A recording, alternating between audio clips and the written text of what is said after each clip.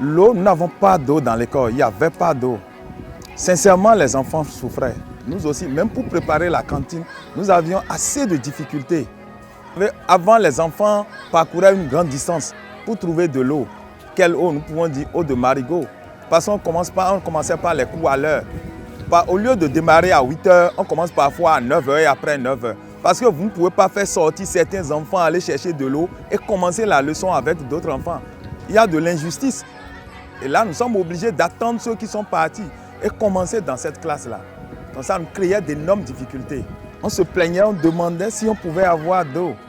Mais un jour, nous avons vu un véhicule ici arriver dans l'école et on nous a dit qu'on va donner de l'eau à l'école. Ça a été vraiment une joie pour nous. Et à l'arrivée de l'eau, c'était tout comme si on a donné une joie à la population. C'est une grande joie qu'on a donnée à la population et surtout aux enfants. Sérieusement, ça a d'impact. Ça influençait régulièrement le résultat de fin d'année. Parce que les écoles environnantes, les écoles qui ont d'eau, ceux-là évoluaient dans le programme plus que nous. Donc nous étions obligés de rattraper, mais parfois on n'arrive pas à rattraper, on n'arrive pas à être au même niveau que les autres.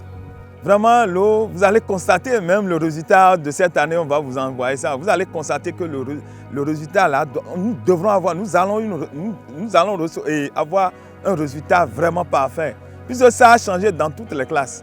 Même notre deuxième évaluation, on a déjà constaté qu'il y a changement.